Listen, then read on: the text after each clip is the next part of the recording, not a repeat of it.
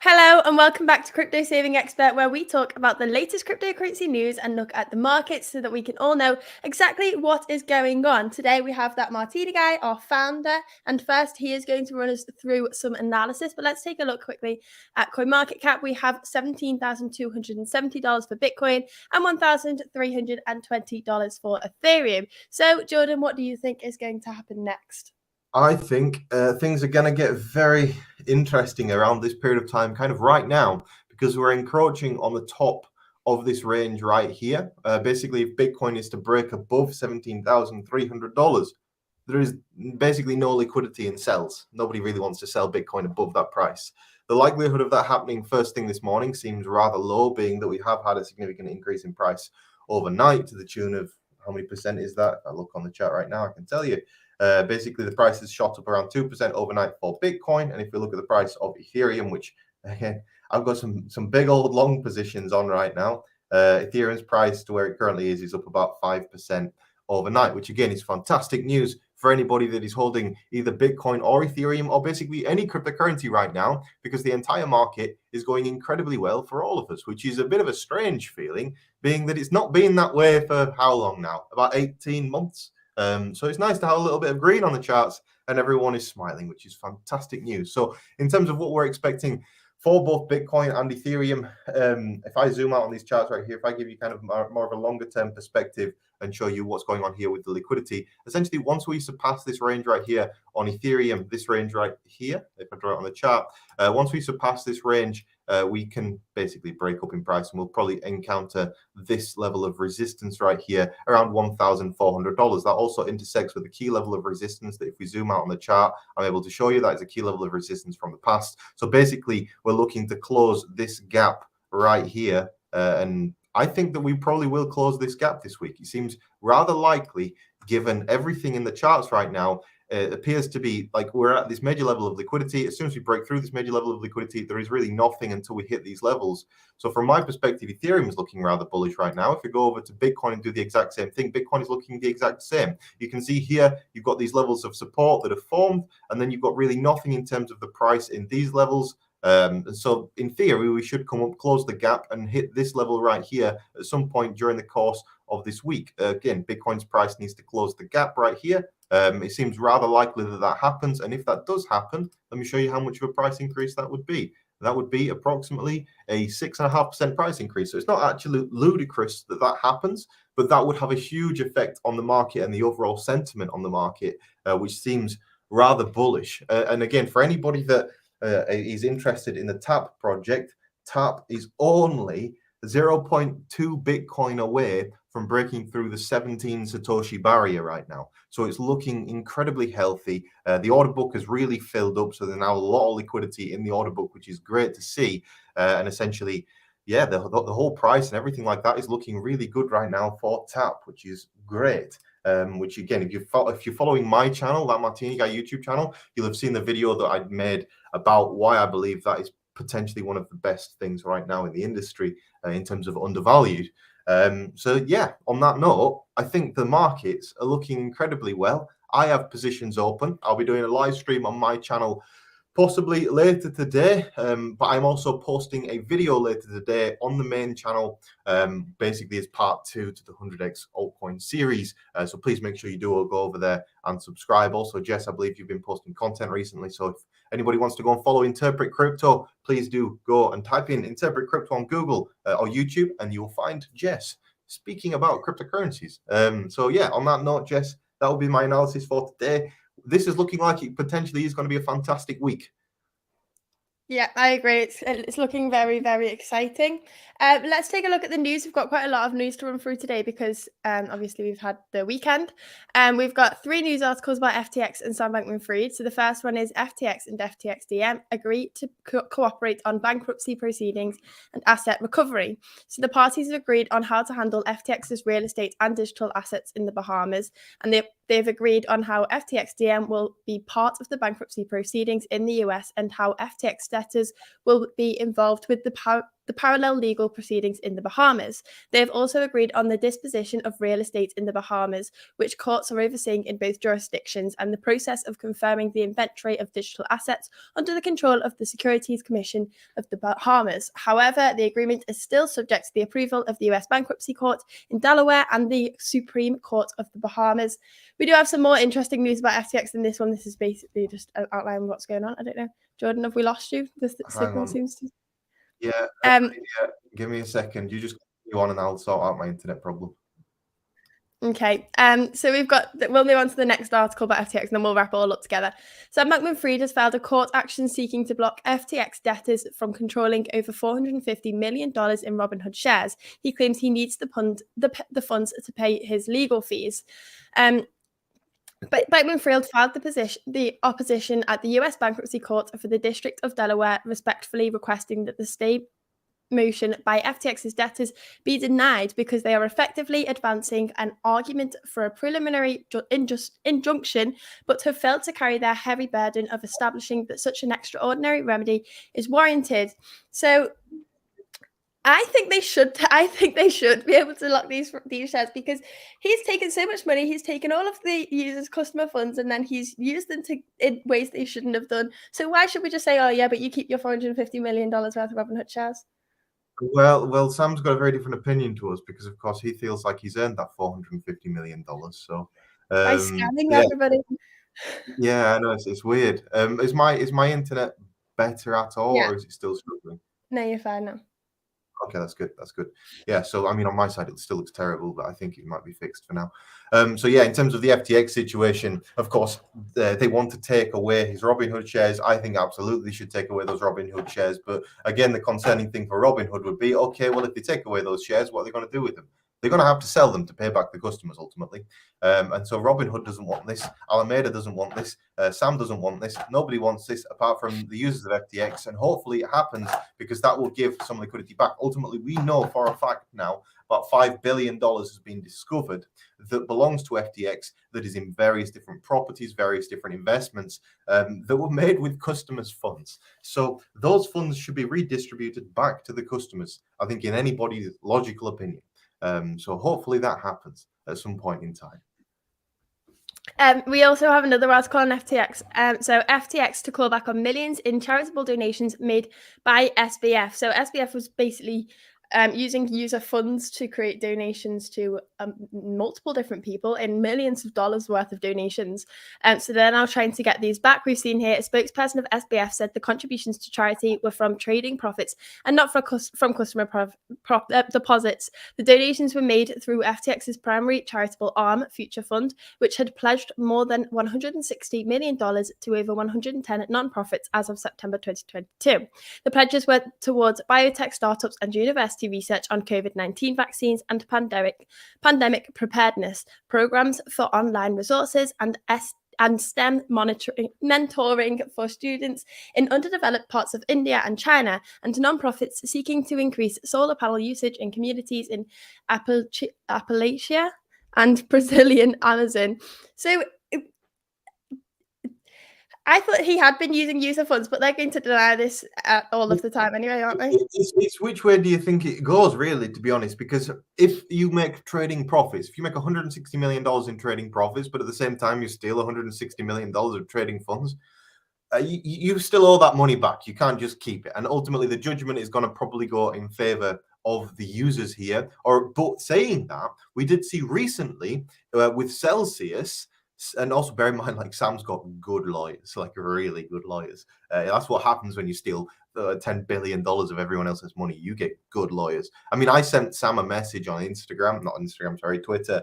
He's not replied to me. I mean, I can send Sam messages, but he's not replied to me because, I mean, he follows me. So that's why I can send him messages. I asked him if he fancied an interview. He's yet to get back to me, and I did ask him that question about a week ago. So I don't think we're going to manage to get Sam on the channel, unfortunately, but I have asked if he wants to come on and discuss these things. But I don't think he's going to come, let's be honest. Now, if you are watching the stream right now, guys, I've got a couple of requests for you. The first one would be, we've currently got 22 likes on today's live stream, so please make sure you have slapped the like on it. If everybody watching right now slapped the like on the video, then we'd end up with around 100 likes. So let's shoot for 100 likes on today's video. And at the same time, please make sure if you are new, make sure you are subscribed, because this is Crypto Saving Expert, not that Martini guy, not TMG Trades, not Interpret Crypto. This is a different company. And Crypto Saving Expert currently got 1,870 subscribers on YouTube. So please make sure you are subscribed. We're trying to get to 1,900 on today's live stream. Let's see if we can do that. 30 more subscribers. Is it possible? We shall see. Anyway, Jess, continue on with the news. No, an interview with Sam Bankman-Fried would be really good. You should try and get. I tweeted last week saying, "Who should I do some collabs with?" And someone replied saying Michael Saylor. I said, "I think that might be a bit out of reach. Maybe one day." The idea that I could send Michael Saylor a message and get him on my YouTube channel, it seems a bit ludicrous. I mean, I'm probably sure I could make it happen, but at the same time, I'm not a Bitcoin maximalist. I like altcoins. And so Michael probably wouldn't want to come on my channel. We have a probably slight difference of opinion over what makes a good kind of technological development, whereas he just likes Bitcoin only. I like many different things because I feel like there is a lot more potential in things that not Bitcoin. Like ultimately Bitcoin in the next bull run will probably go up 10, 15, 20 times in value, but there are other things that will rise 100, 200, 300 times in value. Especially like bear in mind, if Bitcoin's price gets to $100,000, and you have a coin that was worth, I don't know, 20 Satoshis or something like this, not to give any examples specifically, but if the price of Bitcoin rose very significantly during that period of time, and so the price of that coin didn't even change, you would still benefit off of the price increase from Bitcoin. So you're talking about making multiple X's from altcoins. And from my perspective, from an investor's perspective, that is quite an attractive thing. But it's also the thing that got FTX into such trouble in the first place, because what they were doing is they were taking out loans against the equity and the capital that they built up on altcoins, and then those altcoins declined in value, leaving them with huge negative equity. Turns out all of that negative equity is still sat in property, so probably people will get their money back. Also, I think we're probably going to bring it up in the next article, which I am pretty excited for. It's about Barry Silbert, if I'm not mistaken, the next article. Yes, we've got a lot of things to discuss on this one, Jess, because little old Barry here is having a bit of a time of it. And Barry is somebody that I've seen in the crypto space ever since. I mean, he was being here long before I was in crypto. This guy is an absolute machine when it comes to investing, but he made possibly the world's biggest mistake, as big as a Sam Bankman-Fried mistake in terms of the amount of capital that he's lost and the amount of reputation that he's lost along with it. Only what he did is not technically stealing, because he didn't take customers' funds and trade with them. He took investors' funds and traded with them. So it's a little bit different. So interesting stuff coming on at the Digital Currency Group. By the way, if you are just joining the stream right now, please make sure you have slapped a like on it and you are subscribed to the channel. Currently got 32 likes on today's live stream, trying to shoot for 100. So let's try and get there. And let's discuss Barry Silbert, Jess. Do you want to give a bit of a read of the article? So he's currently being investigated by the SEC and the Department of Justice. Let's take a look at this. A Bloomberg report citing people familiar with the matter who wish not to be named as the investigations were still ongoing said that the EDNY and the SEC are looking into transfers between DCG and an embattled subsidiary that offers crypto lending services. Prosecutors from the EDNY are reportedly requesting interviews and documents that could provide further details about the internal transactions. The SEC is also conducting its own probe into the financial relationship between DCG and its other companies. However, neither DCG nor its subsidiaries have been accused of breaking any law. DCG has a strong culture of integrity and has always conducted its business lawfully. We have no knowledge of or reason to believe that there is any Eastern District of New York investigation into DCG, said a DCG company spokesperson. And the DCG's subsidiary, Genesis, which offers lending services and halted customer withdrawals in November due to FTX's collapse, added that it maintains regular dialogue and cooperates with relevant regulators and authorities when it receives inquiries. We've seen already that Genesis had lent DCG's $575 million and had assumed $1.1 billion in its liabilities from Three Arrows Capital's collapse. The probe into DCG and its subsidiaries coincides with Gemini's attempts at getting a solution to its over $900 million in user funds locked at Genesis. Furthermore, in November last year, Barry Silbert wrote a letter to shareholders to calm anxieties surrounding the liquidity crunch at Genesis. In the letter, Mr. Silbert explained that DCG had received $575 million in loans from Genesis Global. DCG also had a $1.1 billion promissory note due in June 2032 after DCG assumed the financial responsibilities of Genesis after its exposure from Three Arrows Capital's collapse in mid-2021. Now, this has been going something that's just unwrapping in the last couple of days. Now, we've covered this in a couple of videos, and now we've got to this point here. What do you think of this? Yeah, exactly. So I think that when it comes to Digital Currency Group, what they did is exactly what I'm describing as. I just find it fascinating that you have these massive, rich crypto venture capitalists, and what they do to invest is they give their money to other people. So essentially, Barry has no skill, and he takes money from people, and then he gives that money that he takes to other people, and then claims that he's a great investor. When in actual fact, he was just giving it to people like Three Arrows Capital to try and pump his funds, so that then he could pay out more money on his whatever it is, his fund. I think that the Digital Currency Group situation is nowhere near as bad as what the initial fraudsters wanted to make out, because ultimately it's still around. And if you understand who Barry Silbert is, and you understand the amount of investment this guy can attract because of how much success he's had in the past, even one big mistake is not going to put people off investing in Barry Silbert as a person, which is, again, why you're not probably going to see this person go away. And it's probably why we're going to see Digital Currency Group and Genesis sticking around for the long term. They're just going through a liquidity crunch right now. But that liquidity crunch, look at what's happening to Bitcoin's price. Bitcoin is keeping on going up. And why is Bitcoin keeping on going up? Well, Bitcoin keeps on going up because these people need to uncrunch the liquidity crisis that they started. They dumped the crap.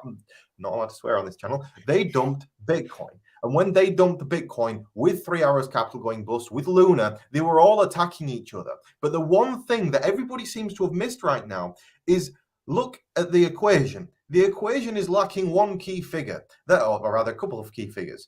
Three Arrows Capital is gone. Do Kwon is gone. FTX is gone. There is very few of these scammers left. And the ones that are left are of much smaller scale and will have quite some insignificance on the overall market. So because we have a severe kind of lack of scammers in the space, it's actually turning quite bullish because all the scammers got wrecked and now they're all gone. So from my perspective, like in terms of fundamentals, this is the strongest fundamentals that we've had in such a long time, because all of these people that were doing bad things with their money have gone. And that means we now have people that are committed to abiding by regulation left. And that's quite an exciting prospect going into 2023. I understand that there is a lot of people that are expecting some kind of housing crash and all these other things, but it's not happened yet.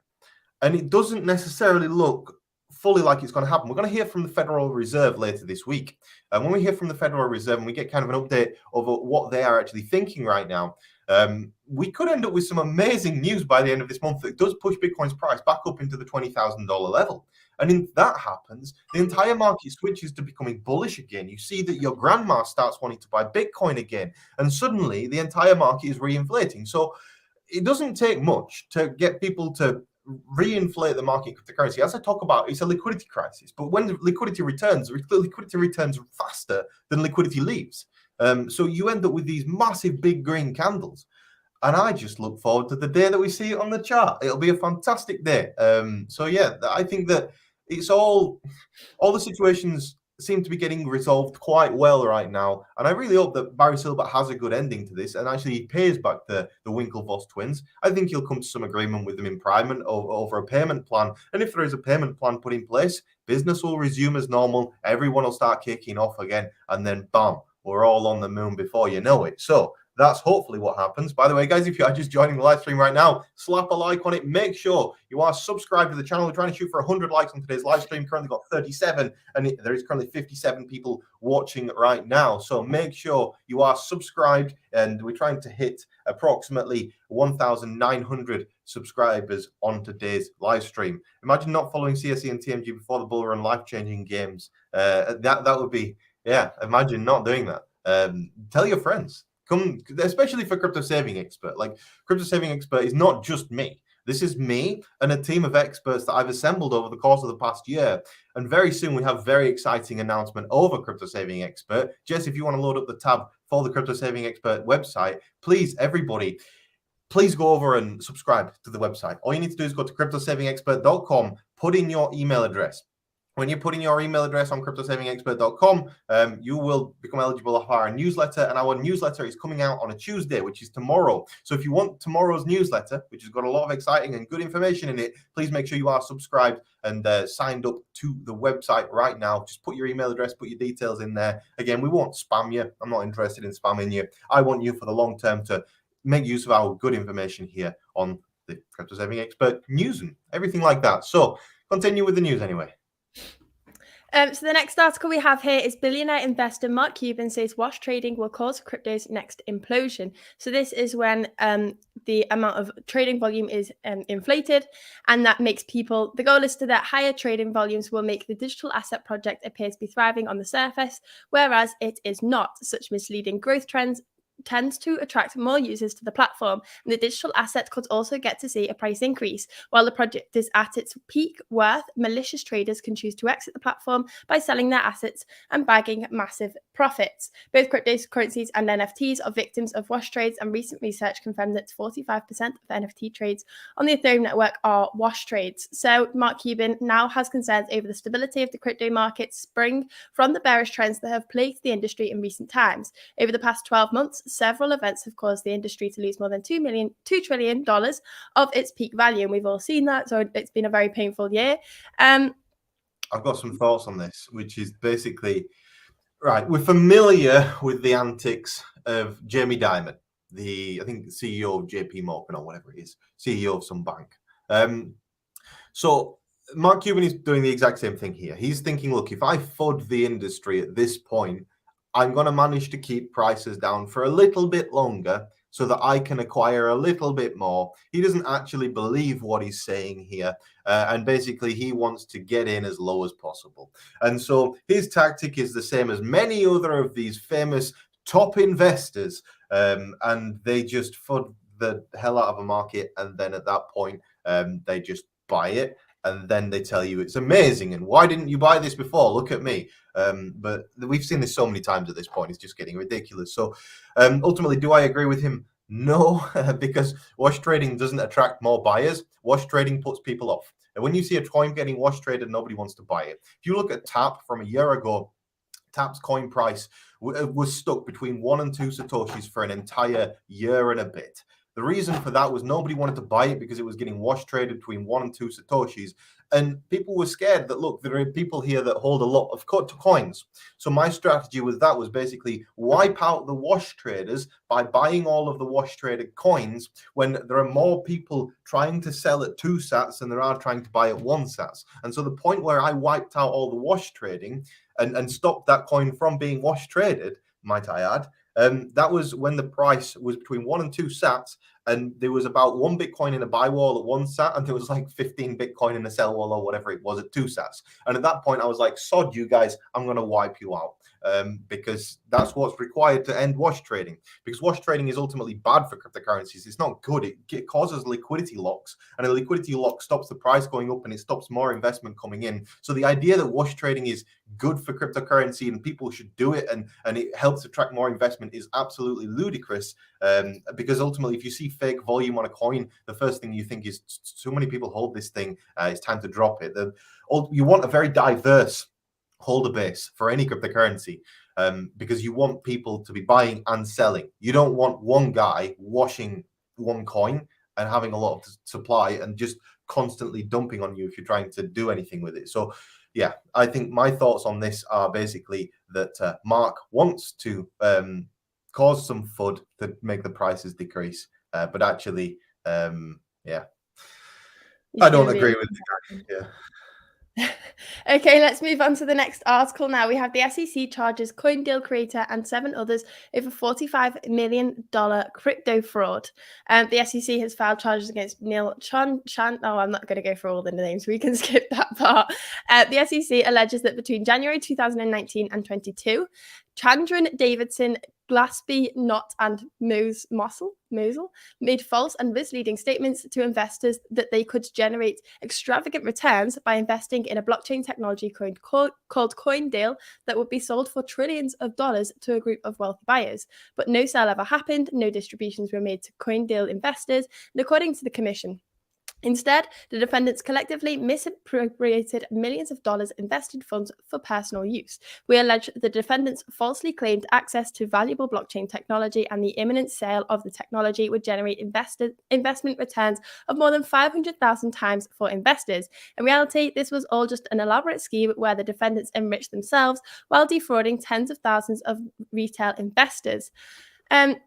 If someone's promising you 500,000 times your investment, then surely that is a red sign anyway. But we are seeing more fraudsters getting kicked out. I mean, it's great to see. You want to see these people that basically promise the earth and deliver nothing. You want to see them get in trouble, because what you don't want is people like this, bad actors in the space, hanging around. And if they've scammed $45 million out of people, that's a lot of money to just have in your back pocket. So we want to see, and we are seeing that. Again, it's what's giving the market more confidence right now is we're seeing consequences to actions. It's something that we're not actually seeing in crypto, as ridiculous as it sounds. For like, how many reports have we made on hacks? We've made like 200, 300 reports on various different things being hacked, and nothing ever comes of it on the legal side. What we're starting to see now is the legal side kicking in. We're starting to see the SEC cracking down on these people. We're seeing various financial regulatory bodies all over the world cracking down on it. And that's what you want to see to encourage a healthy cryptocurrency market, is the bad actors being taken out. So I think this is overall a good thing. And ultimately, CoinDeal raising $45 million it's a lot of money. What did they need 45 million for? And also, if it's going to be used rather than for development but for personal enrichment, this is such a short-sighted thing. I don't understand. Like, you had potential here. Yeah, you're gonna sell an unregistered security for $45 million, but don't then go on Instagram and post a photo of the Lamborghini you just bought. That's just dumb. Don't do that. It just makes no sense. Anyway, let's move on from this one and let's go to the next article, because we've got a lot to discuss. The next one is federal prosecutors subpoena U.S. hedge fund linked to Binance. So investigations on whether Binance broke money laundering laws have gone a notch higher, as US prosecutors have subpoenaed hedge funds requesting records of their communications with the exchange. Authorities are yet to bring charges against Binance, but according to Washington Post reports, the subpoenas do not necessarily mean that Binance has been found guilty of breaking any law, nor do they indicate that authorities are about to raise charges against the exchange. The subpoenas are part of an ongoing investigation on whether Binance violated money laundering laws in the United States. This just seems like a lot of people are targeting Binance in recent weeks, but it's all calm and collected. There's no need to spread too much FUD about this. In addition, prosecutors are allegedly discussing a possible settlement with Binance, engaging whether they have enough evidence to bring charges against the exchange and its top executives. But we've just seen this with Coinbase. We've seen they got prosecuted for not having KYC regulations correctly, and it's saying that the same sort of thing, anti-money laundering rules and KYC rules, they can come to some sort of agreement where they can spend more money on and making sure that they're checking people in the right way, and it's not really a detrimental effect to the exchange. I would say about Binance, look at what the actual consequences to any kind of misaction could be. With Binance, all right, okay, they could give them $100 million fine. Okay, that's pocket change to Binance. They could give them $1 billion fine. Again, it's pocket change to Binance. You can't really fine a company like Binance. They have too much money ultimately. And so they can't take them down, because that would do too much damage to an industry unnecessarily. So this is what I don't understand about the Binance FUD. It's one of them things. It's a bit like Donald Trump in the late 1990s, or whenever it was when he went bankrupt. He was too big to fail. He was $700 million in debt to the banks, but the banks had to keep lending him money so that then he could go and make more money with that money, so then he could pay back them on their initial. It's one of them situations whereby Binance is too big to fail. It's attracted far too much investment, and they've made too much money for them to possibly ever have a financial difficulty, unless it was through severe mismanagement. But CZ is not the kind of guy that would mismanage anything. The guy probably wears, like, if he's got left-footed and right-footed socks, he's definitely got his right foot on his right foot and his left foot on his left foot. Or if it says Wednesday on his socks, he wears those socks on a Wednesday. That's the kind of guy that sees he is. He don't wear his Wednesday socks on a Saturday. He wears them on a Wednesday because he's that kind of guy. So that's my perspective on this. Anyway, I think that it's fantastic. That I don't think it's fantastic. Well, I think it's interesting. That's what I think is interesting. Yeah. More. That's what I also think. Yes. Moving on to the next article, US judge grants Celsius ownership rights to $4.2 billion of user assets. So the US bankruptcy court for the South District of New York has ruled that funds in the earn account of Celsius are the property of the bankrupt crypto lender, not the investors who deposited them. The account contains approximately $4.2 billion in crypto as of July the 10th. So Celsius Earn customers had previously filed lawsuits requesting that their funds in the account be returned to them, but the court documents revealed that Celsius had around 600,000 accounts in its Earn program when the lawsuit was filed. And the US bankruptcy judge, Martin Glenn, ruled on January the 4th that Celsius's terms of service made it clear that it took ownership of customer deposits in the Earn accounts. The court concludes, based on Celsius's unambiguous terms of use and subject to any reserved defenses, that when the cryptocurrency assets, including the stablecoins discussed in detail below, were deposited in Earn accounts, the cryptocurrency assets became Celsius's property, and the cryptocurrency assets remaining in the Earn accounts on the petition date became property of the debtor's bankruptcy estates. The ruling document stated. The ruling means Celsius customers who own non-interest-bearing accounts and other secured creditors will be treated with higher priority than repayments than those with Earn accounts. Now, this is quite common to see on centralized exchanges and applications like this, isn't there? I think Swissborg has the same sort of, in their terms and conditions, they'll prioritize people that don't have their funds in the earning program. Instead, it'll be people that just held on the platform if something were to go wrong. So this is quite common. Nonetheless, the judge noted that the ruling does not mean Earn customers who have not now been classified as unsecured creditors will get nothing in the bankruptcy case, but will only be taken care of after Celsius repays higher priority customers. And the judge said the court does not take lightly the consequences of this decision on ordinary individuals, many of whom deposited significant savings into the Celsius platform. Creditors will have every opportunity to have a full hearing on the merits of these arguments during the claims resolution process. Last month, the judge ordered Celsius to return cryptocurrency worth approximately $50 million to custody account users. Now, hopefully these users will get their funds back. Obviously, the way that people are prioritized isn't too much of a concern. This is quite common for people, for different exchanges.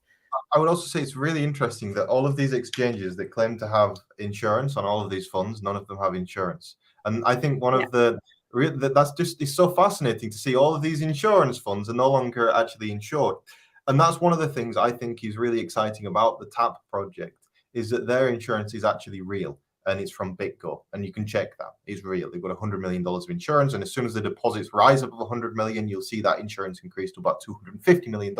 Having spoke to the CEO recently, that appears to be the plan, because they're going to increase their insurance to $250 million in order to accommodate that. And again, as funds rise on the exchange, they'll get those funds insured because ultimately they are a regulated platform. All of these other platforms, they're not regulated. They don't abide by any particular law or jurisdiction. TAP is abiding by all of the laws and jurisdictions of Gibraltar, which is a country that has basically copy-paste laws to the UK, which is great because it basically, ultimately, to launch a cryptocurrency company in the UK is nearly impossible because our regulators are so unfriendly. But they are actually listing on the UK stock market tomorrow. So it's exciting. I'm just excited overall for the TAP project. I think it's a really good project overall. As you can tell by my smiling, beaming face, I think it's great. Anyway, should we move on to next article, see what's happening here. Indian crypto exchange lost billions in trading volumes since tax structure. So the Indian government announced a 30% tax on profits made from crypto trading, which became effective on April the 1st last year. And at the same time, the country did not grant provisions to offset crypto losses against other income. To trace the transfer of digital assets, India also levied at 1% tax. You studied at maths at university, and I didn't even make it through AS level. And I know what that says. You don't know what that says. What does that say for the British education system? You can't read the word levied. Usually you're either a maths or an English person, and I like to take the maths role. So,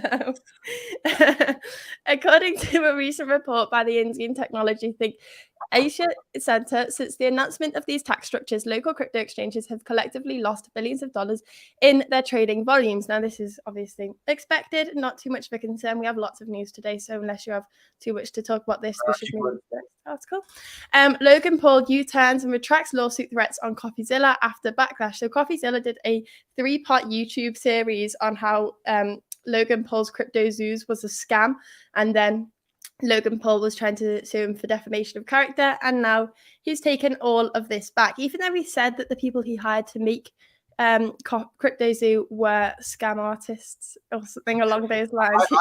I've got some interesting thoughts on this. So my initial thought has now changed. My initial thought was, I agree with Logan's video here because he did make quite a lot of good points. But then I also see how that comes across to people who are not building projects in crypto. Like, I understand that 95% of this stuff fails. And you've got to search for that 1% or 5% of stuff that doesn't fail.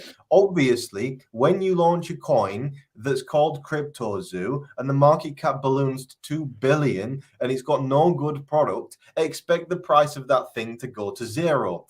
You could say, well, they should have developed a good product. But what do you expect from a YouTuber that has no idea about what even a blockchain is? Do you expect the world's best product? No, the guy's obviously doing it to make like a high part of a trend, essentially. That's what he was treating it as at the time. So from my perspective, it was just a dumb move overall initially. But then after he's posted the video and I've given it some more thought, he should never have threatened to sue CoffeeZilla.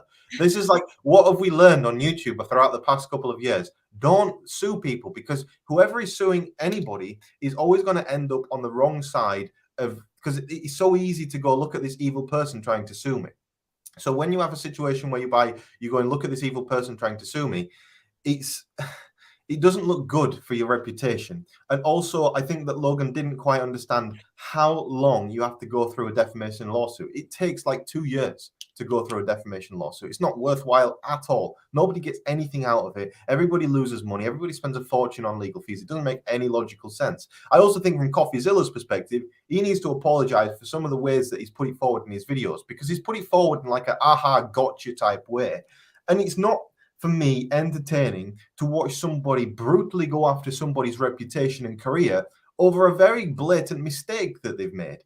Logan is quite clearly an incompetent cryptocurrency CEO. Anybody investing in Logan Paul's projects is a complete moron when it comes to, like, did you do any due diligence? Did you look at this thing? And also, this is not an investment. He's inventing an NFT game. If you're treating this like an investment, then again, it's moronic, because the things are pictures of animals. How much can a picture of a monkey elephant be worth? It's never going to be worth a lot of money. So the idea that it's more than just a trading card game is silly, and ultimately was a bad idea overall from the start. And it was done with such poor execution by such bad people. I mean, he couldn't have got much of a worse combination of everything. So I think that one thing that Logan Paul missed in his video was an apology, because he needs to apologize for being an incompetent CEO. And I think that's really what it comes down to, because Logan is not a scammer. He's just useless at being a CEO. That's what it comes down to. He's not intentionally, like, the guy is absolutely giga-loaded. He's probably worth in excess of $300 million. He doesn't need to make 10 million on some cryptocurrency. He's not interested in that. That's why he didn't sell. He wants to create something good for his users. He's just useless at creating that thing. So yeah, that's my perspective on the Logan situation. I feel sorry for the guy, because he's just useless at running cryptocurrency companies, and he knows nothing about it. And he went in at the deep end and he didn't have armbands on. So yeah. I think a lot of people put a lot of trust in public figures and will have invested on the basis that he's a public figure so he can push it, but he's not capable of doing something like this. It is not just something you do on the side of a... Like, also look at Crypto Saving Expert. How long have we been working on Crypto Saving Expert and we've still not launched our product? Wink, wink.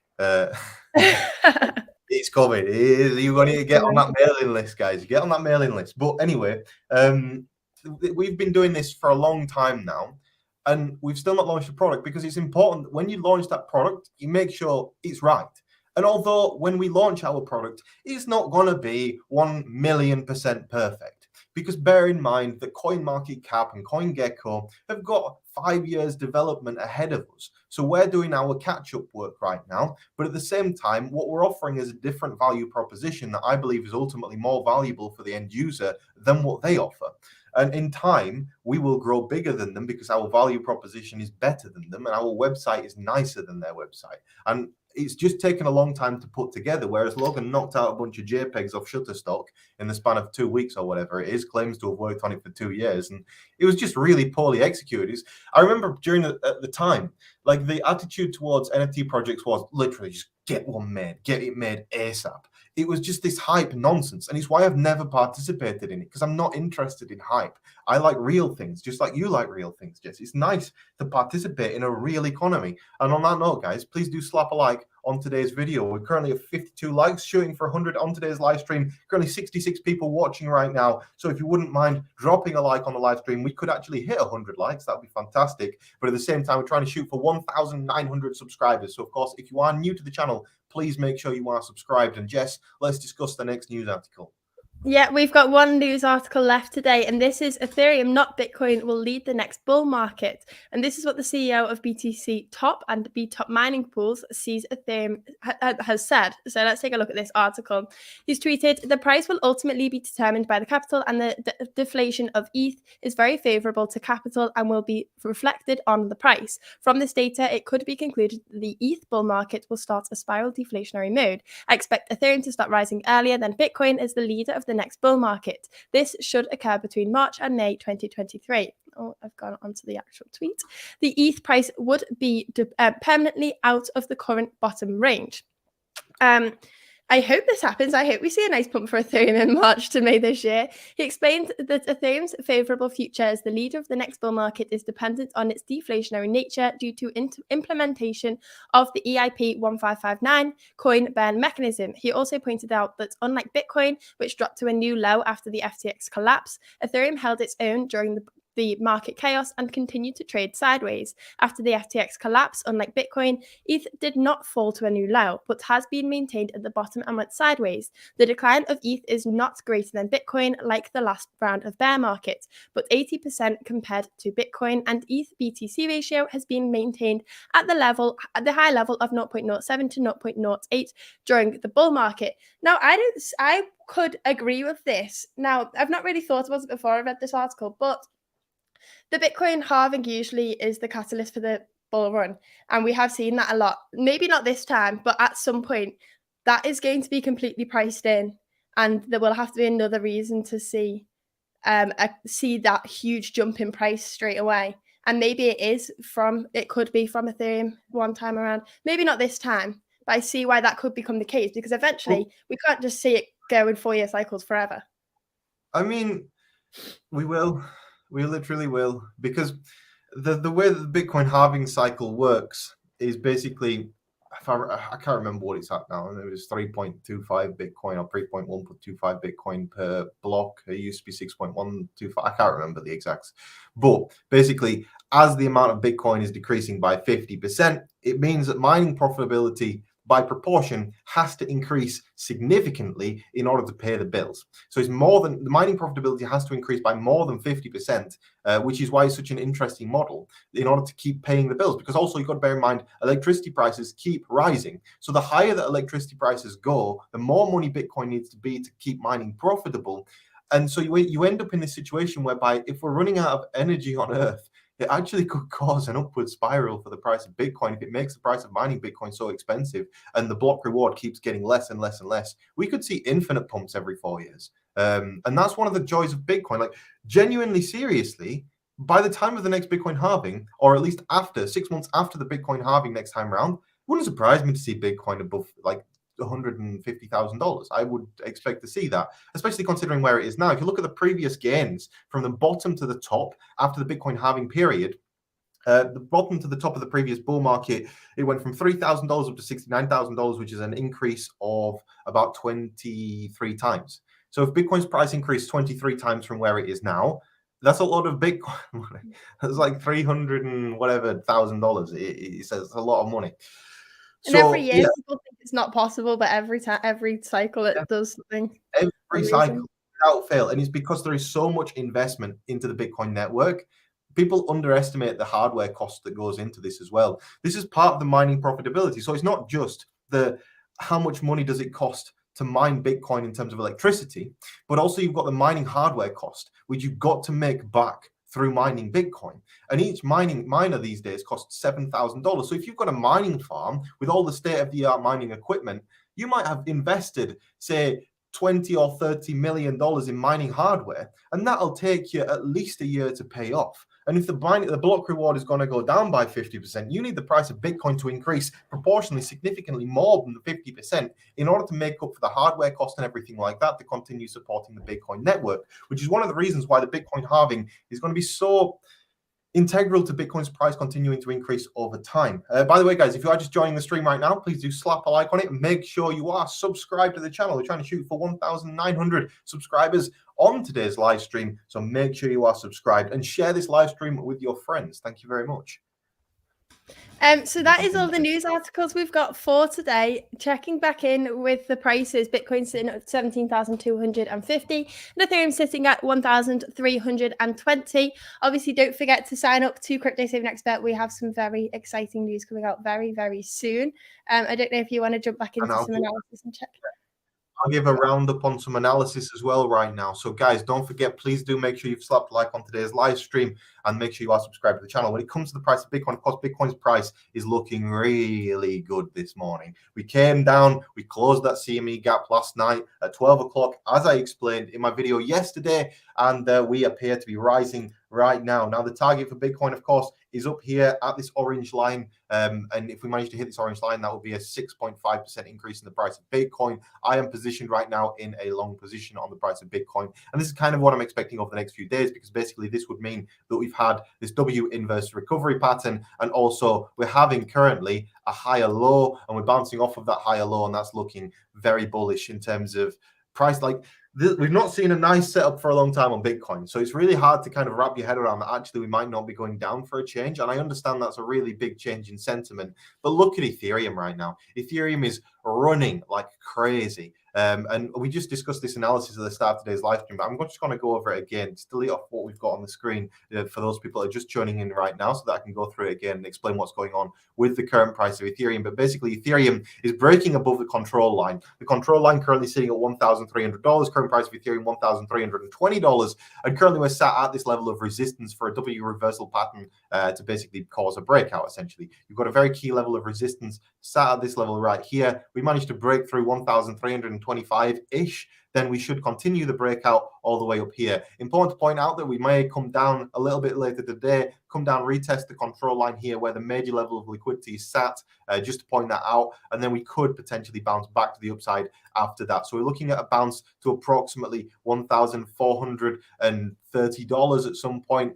during the course of this week is what I'm kind of expecting. But of course, we will have some downside at some point, so please make sure you're aware of that. And total price increase from where we're looking at now is about 8.6% on the price of Ethereum, and that would coincide with the retest of this higher line right here, which is the level of resistance. So if we zoom out on the chart, as a previous level of resistance, hopefully we flip it, turn support, and if we break through the purple line, we've officially broken all of the downtrends on Ethereum's price, and then we could be looking at $2,000 Ethereum again. So that could be potentially very, very exciting and exciting things to come. We're just looking to fill this liquidity gap right here all the way up to about $1,400, $1,500, and at that point, we're really on the way to the moon, because you can see here liquidity drops away very significantly, because look at how quickly the price of Ethereum declined in this period. When you have a very quick decline in the price of Ethereum, liquidity drops away very quickly. So that's what we're looking at. Again, those volume candles have reset a little bit now, I've zoomed in. But the point is, we have this big liquidity gap here and a lacking amount of liquidity as the price continues to rise within this range all the way up to about $3,400. So that's looking great for Ethereum right now. The entire cryptocurrency market is looking great. So yeah, it's been a weird feeling. And also TAP is looking fantastic. There is currently only 0.63 Bitcoin now in a sell wall at 18 Satoshis, so it could go up again soon. There is 1.43 Bitcoin in a buy wall at 17 Satoshis. It's getting quite insane, is this? What a trade.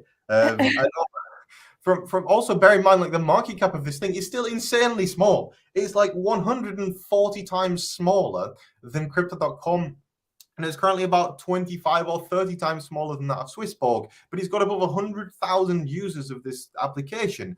And if you want the application, go to my YouTube channel, click on the link in the video description and get the app. I don't say buy the coin, I say get the app, look at the app. And if you're going to buy the coin, the cheapest place to buy the coin is on the app. But the point is, make sure you check out the application. I think it's an impressive feat of engineering that's been in development for years, and you can actually get this debit card that allows you to spend cryptocurrency, allows you to spend cash. It allows you to use this debit card as your bank account, and it's a regulated full bank account that you can use for anybody that's in the UK or Europe. Currently, if you're in the US, Canada, or Australia, or any of those three regions, you can't get it yet, but there is also liquidity now on Uniswap V3 for TAP. So you can actually now get the coins.